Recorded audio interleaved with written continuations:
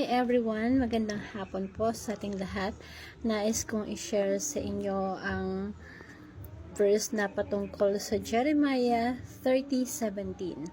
Sabi dito is, "For I will restore health to you and heal you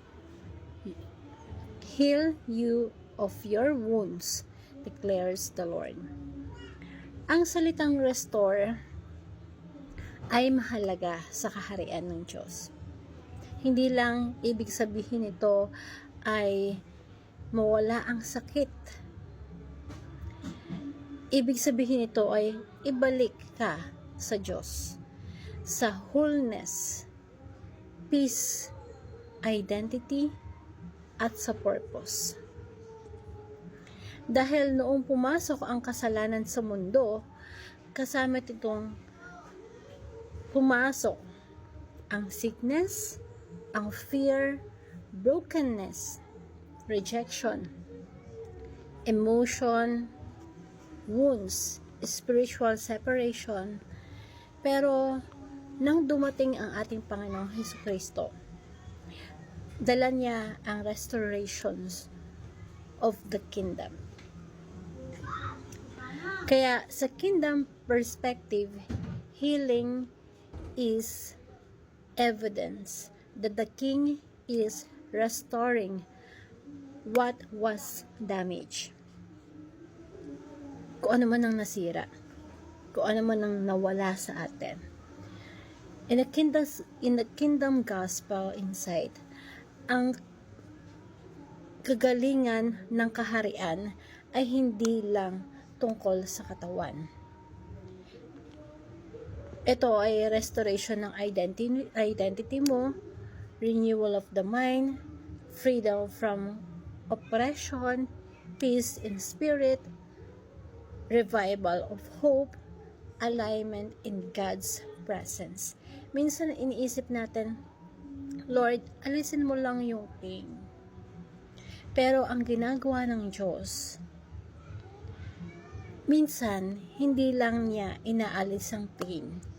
Ginagamit niya ito para i-reveal ang deeper healing at transformation sa kaharian. Sa'yo, sa atin. And minsan mahirap para sa atin yun natanggapin. Kasi, kaya sa transformation, may mawawala, may mababago, pwedeng mawala yung mga taong mahal sa buhay natin, pwedeng mabago yung sitwasyon na yun yung gusto natin. God heals us from the inside out.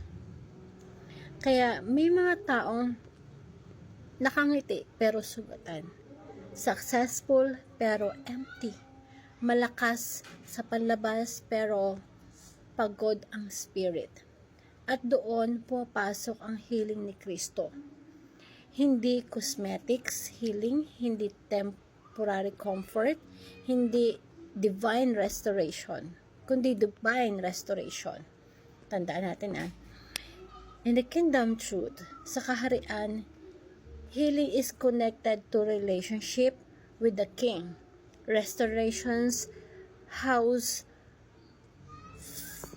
or restoration flows from the presence of God in our life. Peace becomes medicine to the soul. Na hindi ka mapakali. Ang hirap kunin sa mundong ito yung peace. Akala natin minsan yung peace makukuha natin sa taong mahal natin, pero hindi pala. Yung grace strengthens the weak places. The Holy Spirit heals what people cannot see. At minsan habang nagpray ka, habang sumasamba ka, habang umiiyak ka sa presensya ng ating Diyos, unti-unting may inaayos ang langit sa loob mo. Hindi mo agad ito nakikita, pero may restoration na ginagawa na nangyayari sa buhay natin. Ang ultimate healing ng Diyos ay hindi lang para sa okay ka ulit. Ito ay para sa maibalik ang intimacy mo sa Kanya, maipakita ang glory niya sa buhay mo, ma-restore ang authority niya sa buhay mo. Bilang anak ng hari, maiparanas niya ang reality ng kingdom dito sa lupa, sa ating lahat. Kaya, in a kingdom-centered or kingdom-centered life, healing is not just fixing the pain. Healing is the King restoration, His image in you. At naway meron tayong natutunan. And I want to share this simple prayer to you. King Jesus, restore every broken area in our life, in a broken area in me. Heal not only my body, our body, but also our soul, our mind, our emotion, our spirit.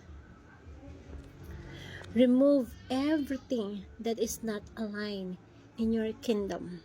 Let your presence bring light, peace, freedom, trust. Let your restorations inside us teach us to trust in your process while you're making the whole it again.